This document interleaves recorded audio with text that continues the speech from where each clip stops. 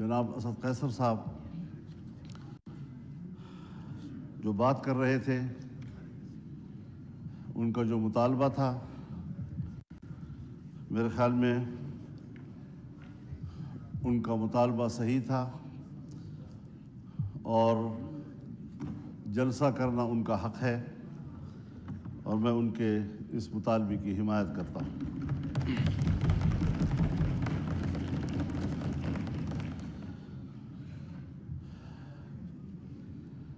لیکن جناب اسپیکر، مسئلہ یہاں تک محدود نہیں ہے کہ ہم جلسہ کر سکتے ہیں یا نہیں کر سکتے۔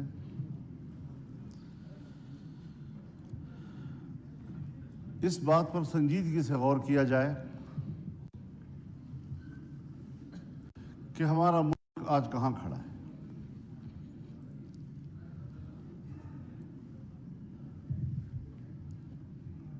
ہم نے یہ ملک جس جمہوری انداز کے ساتھ برصغیر کے مسلمانوں کی تائید سے حاصل کیا، ان کی قربانیوں سے حاصل کیا، اس ملک کے قائم ہونے میں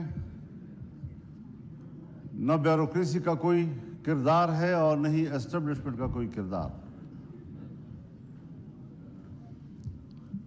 لیکن اس بات کو سوچا جائے کہ آج عوام کہاں کھڑے ہیں اور اسٹیبلشمنٹ کہاں کھڑی ہے۔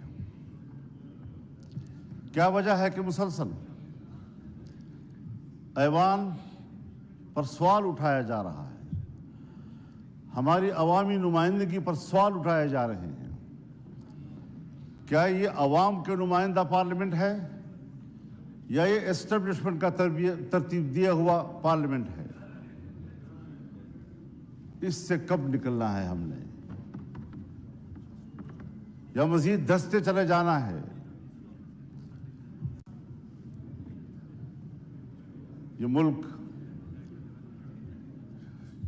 جس میں حکومت محلاتی سازشوں کی بنیاد پر بنتی تھی اور ٹوٹتی تھی، بیوروکریٹس فیصلہ کرتے تھے آج وزیر اعظم کون ہے تو کل وزیر اعظم کون ہے۔ ایک زمانے میں ملک کے ایک صدر مملکت نے اپنے دور حکومت میں 5 وزیر اعظم تبدیل کیے۔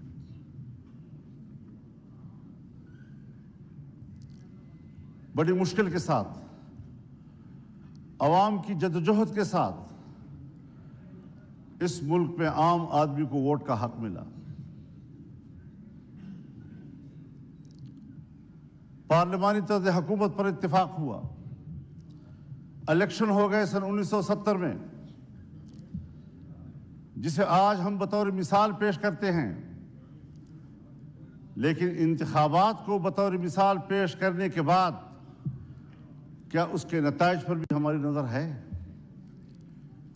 جس کے نتیجے میں ملک دو لخت ہو گیا، ہم پارا پارا ہو گئے۔ قائد اعظم نے جو قوم کو ماٹو دیا تھا، اتحاد، تنظیم اور یقین محکم، وہ کہاں رہا؟ قائد اعظم کا پاکستان کہاں ہے آج؟ شاید تاریخ اس کے حقائق سے پردہ اٹھائے گا۔ تاریخ معاف نہیں کرتی کسی کو۔ تھوپا گیا سیاستدانوں پر، اور کردار جنرل آغا یحییٰ خان تھا۔ حکومت کو چلنے ہی نہیں دیا گیا۔ پھر ماشاءاللہ، پھر ہم کچھ سنبھلے تو پھر ماشاءاللہ سوچنا یہ ہے کہ اسٹیبلشمنٹ ہمیں جو نتائج مرتب کر کے دے، جن کو یہاں پر بیٹھنے کے لیے فہرست میں نام شامل کرے اس پر کب تک آپ سمجھوتے کرتے رہیں گے؟ کب تک ہم یہ سوچتے رہیں گے، بھیک مانگتے رہیں گے ان کے دروازوں پر بیٹھ کر؟ اور جو الیکشن ہوئے ہیں، ہمیں تو 2018 کے الیکشن پر بھی اعتراض تھا، آپ کو بھی اعتراض تھا، پیپلز پارٹی کو بھی اعتراض تھا، مسلم لیگ نون کو بھی اعتراض تھا، میرے بزرگ بیٹھے ہیں ان کو بھی اعتراض تھا۔ اس وقت بھی تو مینڈیٹ تقریباً وہی ہے، کچھ تھوڑا آگے پیچھے۔ اسی مینڈیٹ کے ساتھ اس وقت دھاندلی کیوں تھی اور اسی مینڈیٹ کے ساتھ آج دھاندلی کیوں نہیں ہے؟ حضرت مجھے شرم آتی ہے، شاید میں کچھ اپنی گفتگو میں ایسی باتیں کہوں جو آپ سمجھیں گے کہ میں تجاوز کر رہا ہوں، لیکن سیاسی آدمی اسے بات کرنی ہوتی ہے۔ سیاستدان معلومات کی بنیاد پر بات کرتا ہے، پبلک میں بات کرے، پارلیمنٹ میں بات کرے۔ خدا کرے یہ خبر غلط ہو، لیکن ہماری معلومات یہ ہیں کہ اس بار تو باقاعدہ اسمبلیاں بیچی گئی ہیں اور اسمبلیاں خریدی گئی ہیں۔ کون ان اسمبلیوں کو اور ان ایوانوں کو عوام کا نمائندہ پارلیمنٹ کہے گا؟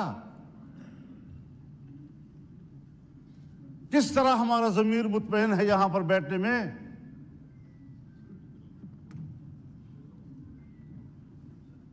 ہارنے والے بھی پریشان اور جیتنے والے بھی مطمئن نہیں۔ اس کیفیت میں حکومت میں بیٹھی ہوئی جماعتیں جو ہمارے لیے محترم بھی ہیں، ہمارے ہم سفر رہے ہیں، ہم ان کے جدوجہد کی قدر کرتے ہیں، لیکن انہی کی جماعتوں کے اندر ان کے سینئر لوگ مجبور ہیں کہ وہ اپنی ہی مینڈیٹ کو مسترد کر رہے ہیں، اس پر اعتراضات اٹھا رہے ہیں۔ صرف اپوزیشن کی بات نہیں ہے، ہم دیکھ بھی رہے ہیں، ہم سن بھی رہے ہیں۔ تو جمہوریت آج کہاں کھڑی ہے؟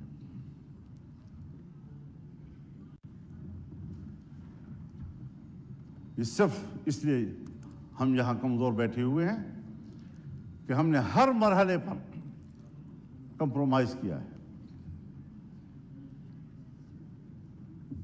ہم نے اپنے اصول پہ سمجھوتے کیے ہیں، ہم نے اپنی جمہوریت بیچی ہے، ہم نے اپنے ہاتھوں سے اپنے آقا بنائے ہیں، اور جب ہم ہی اپنے ہاتھوں سے اپنے لیے آقا بنائیں گے، یہی ہوتی ہے آخرت کی نشانی۔ جب رسول اللہ صلی اللہ علیہ وسلم سے حضرت جبریل نے پوچھا کہ آپ قیامت کی علامات کے بارے میں بتائیں، تو آپ نے پہلی بات کی ان تلد الامۃ ربتہا، کہ مائیں اپنے لیے مالکائیں جلیں گی، یعنی بیٹیاں مالک بن جائیں گی اور ماں کو نوکر اور گھر کی مزدور کی طرح دیکھیں گی۔ اس مثال سے آپ خود سمجھ لیں کہ جو آپ کے ماتحت ہونے چاہیے تھی، جو آپ کے حکم پر چلنے چاہیے تھے، وہ آج ہمارے آقا اور ان کے حکم پر ہم چل رہے ہیں۔ ہم یہاں پر ایک قانون پاس نہیں کر سکتے۔ جناب اسپیکر صاحب، آپ گواہ ہیں، آپ گواہ ہیں، آپ کی پوری جماعت گواہ ہے۔ ہم نے ایک اجلاس میں ایک قانون سازی پہ بات کی. اس کے لیے کمیٹی بنی وزیر قانون کے نگرانی میں. میاں شہباز شریف صاحب نگرانی کر رہے تھے اوپر سے. ہمارا اتفاق ہوا دینی مدارس ان کے وفاق حکومت کے درمیان اس مسودے پر اتفاق ہو گیا. اتفاق رائے کے باوجود اسمبلی میں نہیں آ رہا اس لیے کہ اجازت نہیں ہے. کرتے کرتے بالآخر اسمبلی میں آیا وہ اور آیا تو خواندگی کے دوران روک دیا گیا اور پاس نہیں ہونے دیا. ہم پارلیمنٹ ہیں, ہم نے اس پہ اتفاق رائے کیا, اسمبلی تک میں آئے, پیش ہو گیا, پہلی خواندگی ہو گئی اور بالآخر اس کو ڈراپ کرنا پڑا. اتنا ضرور ہمیں پتہ چل گیا اور میں نے شہباز شریف صاحب سے کہا کہ ہمیں اتنا پتہ چل گیا ہے کہ قصور آپ کا نہیں ہے, کون رکاوٹ ہے ہمیں معلوم ہو گیا. بس اتنا ہی چاہیے تھا. ہم قانون سازی کا بھی اختیار نہیں رکھتے, ہم اپنی مرضی سے قانون بھی نہیں بنا سکتے. اس پارلیمنٹ کی رکنیت پر ہم فخر کرتے ہیں اور ہم سمجھتے ہیں وی آئی پی بن گئے.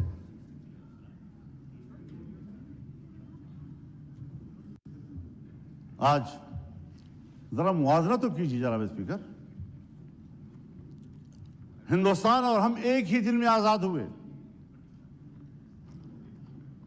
15 اگست 1947 کو صبح 8 بجے دلی میں لارڈ ماؤنٹ بیٹن نے انڈیا کے گورنر جنرل کا حلف اٹھایا اور کراچی میں قائد اعظم محمد علی جناح نے حلف اٹھایا.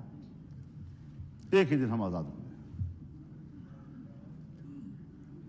آج وہ دنیا کی سپر طاقت بننے کے خواب دیکھ رہا ہے اور ہم دیوالیہ پن سے بچنے کے لیے بھیک مانگ رہے ہیں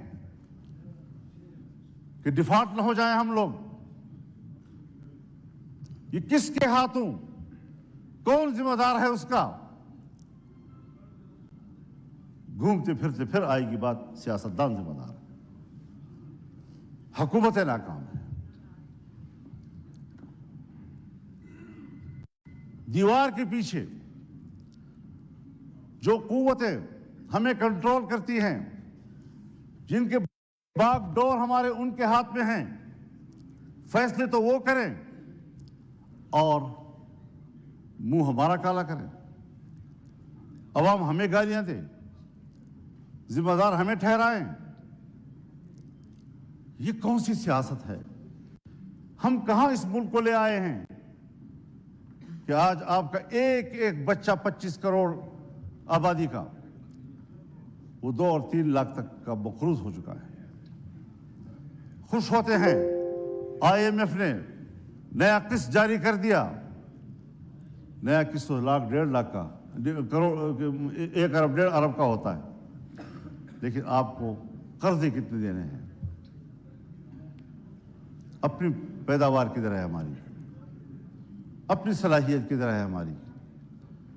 ہم نے ملک کو جمود کا شکار بنا دیا ہے اور قومیں جب جمود کا شکار ہوتی ہیں تو پھر وہ گرتی ہیں, وہ ترقی نہیں کر سکتی. پھر ذرا حساب لگائیں. جس ہندو کو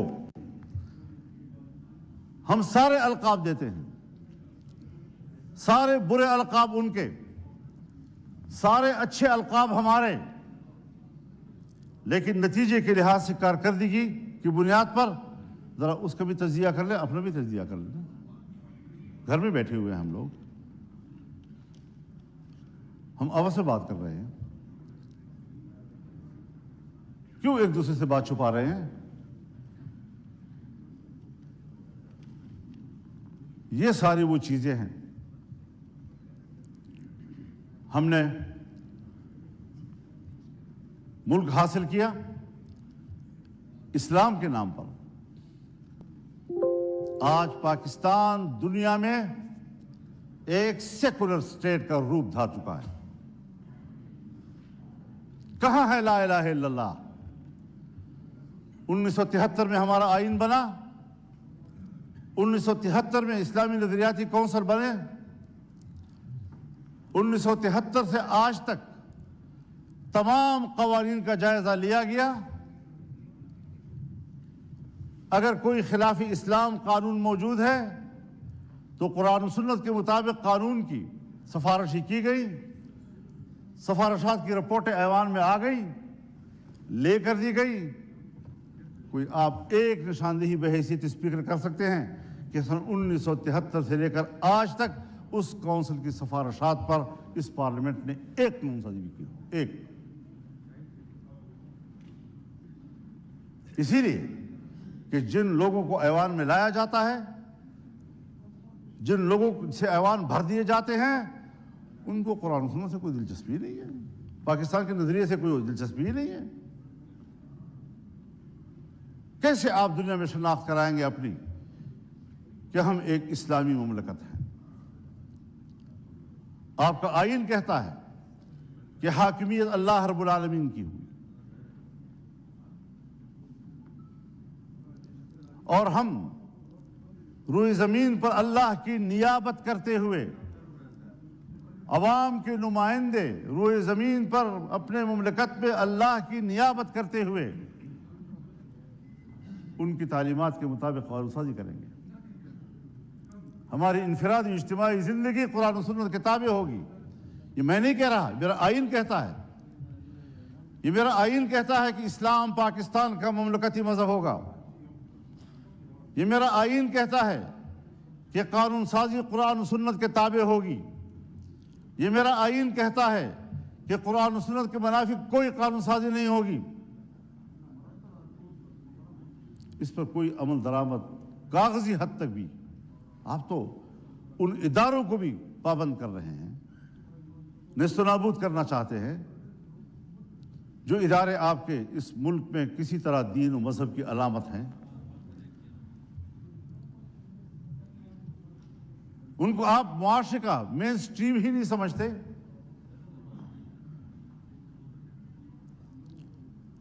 تو جس نظریے پر ملک قائم ہوا تھا 75 سال میں، اس کا بھی ذرا حساب لگا لیں آپ کہاں کھڑے ہیں۔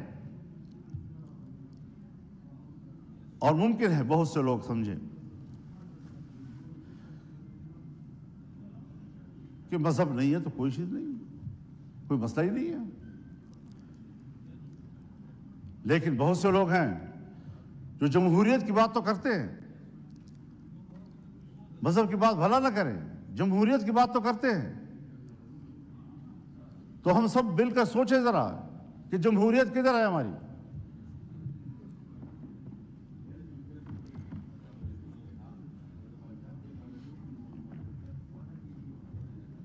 '54-55 سے، سن 1954-55 سے 58 تک نیم مارشل لا، اور 58 سے لے کر 71 تک مکمل مارشل لا، 77 سے پھر مارشل لا، 99 سے پھر مارشل لا، اور ہم کمپرومائز کرتے رہے۔ یہاں اسی ایوان میں ہم نے قانون سازی کرنا چاہیے، چیختے رہے ہم لوگ کہ صاحب یہ جو کچھ آپ کر رہے ہیں قرآن و سنت کے خلاف ہے، کسی نے نہیں سنی۔ تو جمہوریت کہاں ہے آپ کی؟ الیکشن آپ کے ڈھونگ، اسمبلیوں کی کوئی قدر و قیمت نہیں۔ اسمبلیوں میں آنے والا اپنے آپ کو معزز سمجھتا ہے، عوام کا نمائندہ ہے۔ آپ کے کاغذات میں اس کا جو پروٹوکول ہے وہ VVIP کا ہے، اس کے مراعات ہوتے ہیں۔ لیکن کیا ہمارا ضمیر بھی مطمئن ہے اس بات پر؟ وَاسْتَفْتِ نَفْسَكَ، اپنے ضمیر سے پوچھ لو پہلے، کیا واقعی ہم مطمئن ہیں ان نتائج سے؟ اور جناب اساتذہ صاحب، کیا واقعی آپ لاہور کے نتائج سے مطمئن ہیں؟ اللہ آپ کو مطمئن رکھے جی، اللہ آپ کو مطمئن رکھے لیکن ہر چند کے ہے نہیں ہے.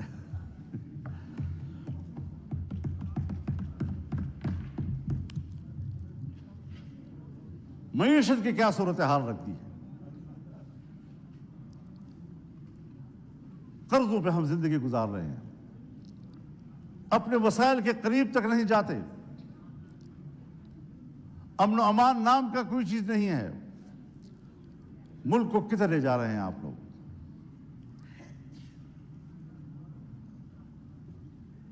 آپ آئیں ذرا لاہور سے ذرا سفر کریں اور آئیں ذرا، میں آپ کو دعوت دینا چاہوں گا ڈیرہ اسماعیل خان میں، ٹانک میں، وزیرستان میں، لکی مروت میں، باجوڑ میں. آپ وہاں آ کر ذرا دیکھ تو لیں کہ ہماری وہاں کیا حالت ہے.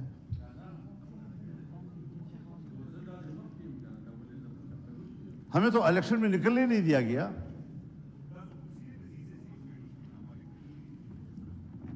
ایک طرف طالبان کی طرف سے اعلان ہوتا تھا کہ ہم الیکشن میں کوئی کارروائی نہیں کریں گے، دوسری طرف ہمیں دھمکیاں ملتی تھی.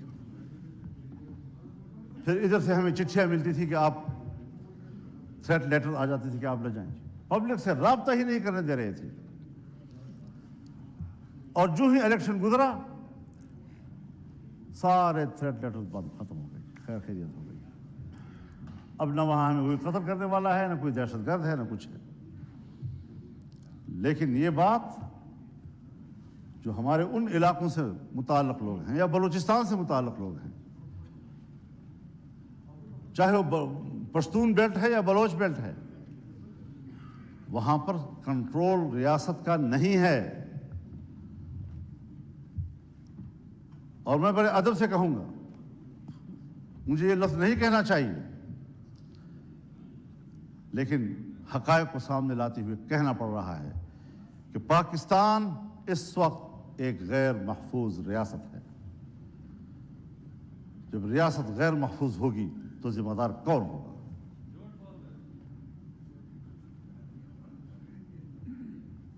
دہشت گردی کے خلاف لڑنے کی پالیسی بنائی جنرل مشرف صاحب کے دور میں. جو امریکہ نے کہا وہ ہم پہ مسلط کر دیا گیا،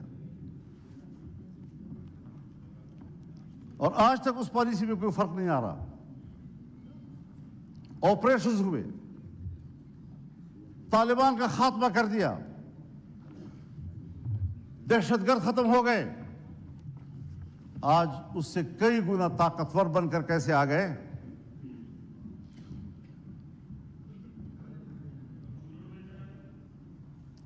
ذرا مجھے بھی دکھا دے بیٹا. بالکل ٹھیک ہے جی.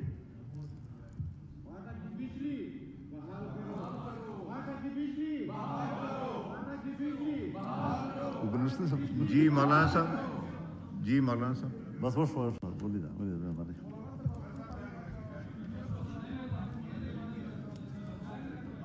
تو جناب اسپیکر، آفریدی صاحب میسج آ گیا، آپ کو پوائنٹ آف آرڈر میں دوں گا، آپ تشریف رکھیں.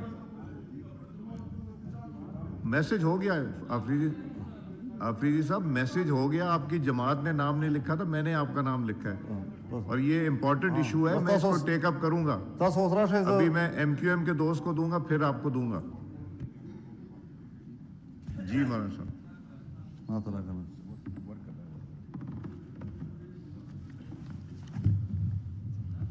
یہ جو بات یہاں کی جا رہی ہے جناب اسپیکر، یہ میرے پوائنٹس میں لکھی ہوئی ہے، اور آج بھی مولانا مصباح الدین صاحب میرے پاس تشریف لائے. اس سے پہلے وفود آئے، ہمیں ملتے رہتے ہیں. یقین جانیے ان کی زندگی جانوروں سے بھی بدتر گزر رہی ہے. نہ زندگی محفوظ ہے، نہ ان کو روزگار مل رہا ہے، بجلی بھی نہیں ہے. کیسے وہ زندگی گزار رہے ہیں آپ اندازہ نہیں لگا سکتے ان کا. میرے بھی موقع دینا چاہیے. جی مولانا مصباح الدین صاحب کو پھر آپ موقع دیں گے جی. تو صورتحال آج یہ ہے کہ امن و امان کدھر ہے آپ کا جی؟ مغرب کے بعد آپ کے تھانے بند ہو جاتے ہیں، مغرب کے بعد پولیس چوکیاں بند ہو جاتی ہیں، آپ کی ساری پولیس محفوظ پناہگاہوں میں چلی جاتی ہے اور مسلح گروپ جو ہے وہ کنٹرول لے لیتے ہیں پورے علاقے کا۔ کیا اس پر کبھی غور ہوا ہے؟ بس الیکشن ہے، بس اپنی مرضی کا ایوان بنانا ہے، اپنی مرضی کی اسمبلی بنانی ہے۔ کس لیے اپنی مرضی کی بناتے ہو؟ ووٹ تو علماء کرام فرماتے ہیں شہادت ہے، کوئی کہتے ہیں امانت ہے، کوئی کہتے ہیں بیعت ہے۔ تو یہاں تو نہ شہادت ہے، نہ امانت ہے، نہ بیعت ہے۔ بیعت میرے نام پر کرتے ہیں، بکسا کھلتا ہے تو کسی اور کے نام پر بیعت نکلاتی ہے۔ امانت آپ کے حوالے کرتے ہیں، بکسا کھلتا ہے تو اس میں امانت نام کی کوئی چیز خیانت ہی خیانت ہوتا ہے۔ شہادت میں صداقت ہوتی ہے، جب بکسا کھلتا ہے تو صداقت کا نام نشان نہیں ہوتا، شہادت مری پڑی ہوتی ہے۔ اس ساری صورتحال میں ہمیں ذرا بتائیں کہاں ہم کھڑے ہیں۔ باجوہ صاحب فرمایا کرتے تھے کہ ہم نے باڑ لگا دیا ہے اور اب کوئی افغانستان نہ جا سکے گا نہ آ سکے گا۔ وہ باڑ کدھر ہے؟ اس باڑ پر جو اربوں روپے خرچ ہوئے وہ کدھر ہیں؟ کوئی پوچھ سکتا ہے ان سے؟ اور 30-40 ہزار نوجوان یہاں سے کیسے گئے ادھر؟ 20 سال وہاں لڑے، باڑ بھی لگ گیا تھا، پھر وہ اس سے بڑھ کر طاقتور بن کر کیسے واپس آئے؟ افغانستان سے آپ ضرور گلہ کریں کہ ہم نے جن کو پکڑا ہے، جن کو مارا ہے، اس میں افغانی نیشنل بھی ہیں، بالکل گلہ کریں آپ ان سے کہ ان کی سرزمین سے کیسے لوگ ادھر آئے۔ ان سے کوتاہی ہوئی کہ انہوں نے اپنے سرحد پر ان کو کنٹرول نہیں کیا، لیکن آپ بھی تو سرحد پہ بیٹھے ہیں، آپ کیوں نہیں روک سکے ان کو؟ کیسے مجھ تک رسائی کی اور مجھ پر حملہ کر دیا؟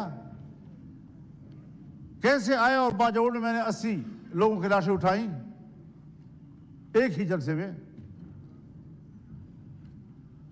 یہ تلخ واقعات کوئی ہمیں سمجھائے تو صحیح، کیا سیاست ہو رہی ہے؟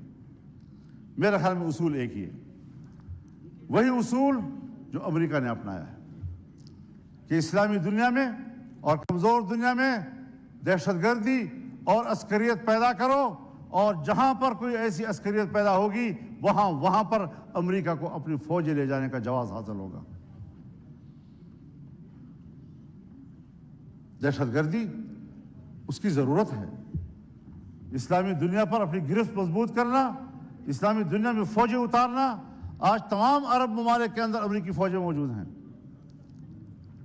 کہیں پر 5000، کہیں پر 3000، کہیں پر 2000، کہیں پر 1000، کہیں پر 500۔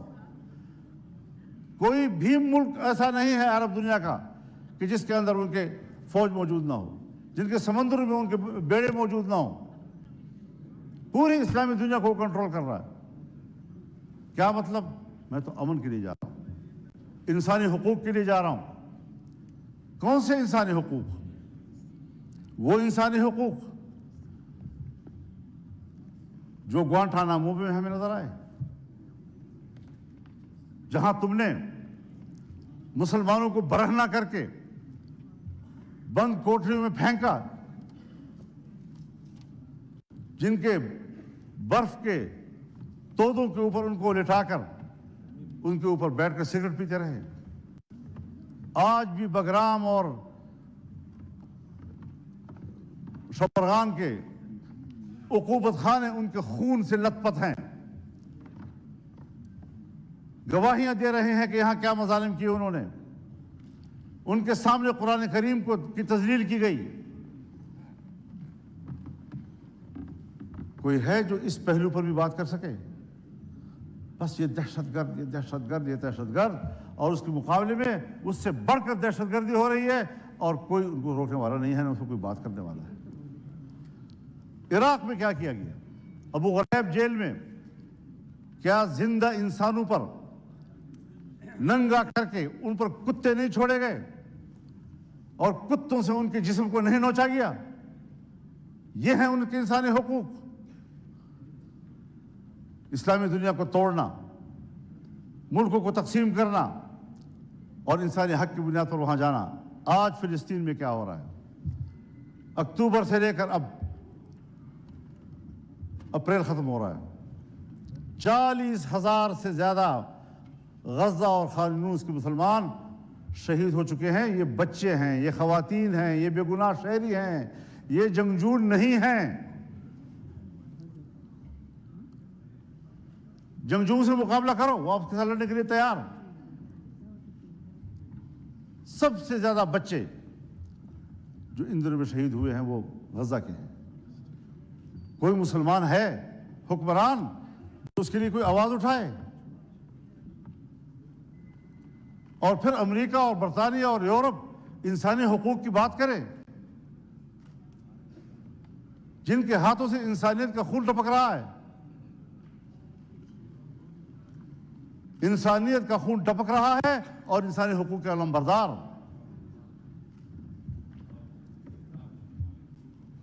میں کس کے ہاتھ پہ اپنا لہو تلاش کروں؟ ہر طرف خون ہی خون، اور ہم اس میں زندگی گزار رہے ہیں۔ اور اگر ملک کے عوام یا عوام کے نمائندے کوئی کردار ادا کر سکتے ہیں تو اس کے الیکشن کا یہ حشر کر دیا جاتا ہے جو ہم دیکھ رہے ہیں۔ تو ذرا اس حوالے سے ہمیں اپنی تاریخ کو بھی دیکھنا چاہیے، ہمیں آنے والا مستقبل ٹھیک کر لینا چاہیے۔ یہ قیادت کا مسئلہ ہے، یہ قیادت کا مسئلہ ہے۔ میں تو آج بھی کہتا ہوں اور ہمدردی کی بنیاد پر کہتا ہوں، جناب میاں نواز شریف صاحب سے بھی اور جناب شہباز شریف صاحب سے بھی اور اپنے برخوردار بلاول زرداری صاحب سے بھی کہ عوام کے لوگ ہو، چلو اکٹھے عوام میں جاتے ہیں، چھوڑو اس اقتدار کو، آئیں ادھر بیٹھیں، اور اگر واقعی larger group P T I ہے دے دو ان کو حکومت۔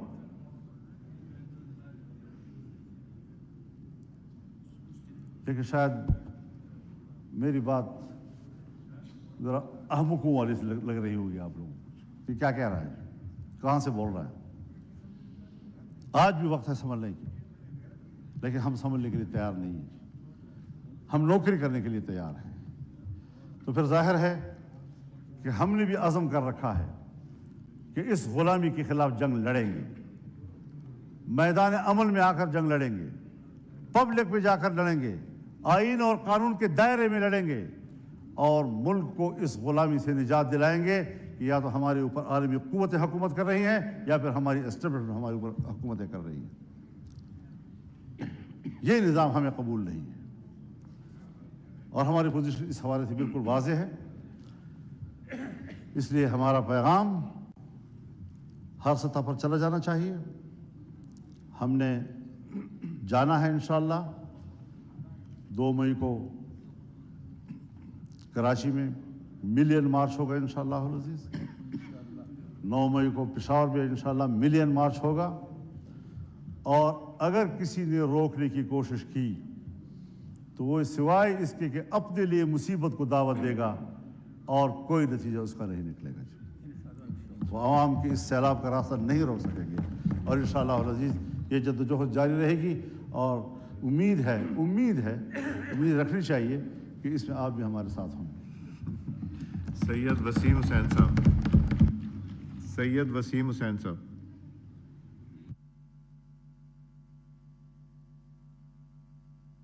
باری آئے گی، ذرا کر لینے دیں۔ ابھی امیر مقام صاحب ہیں آپ کی طرف سے۔ اعوذ باللہ من الشیطان الرجیم، بسم اللہ الرحمن الرحیم۔ بہت واجب الاحترام اسپیکر صاحب،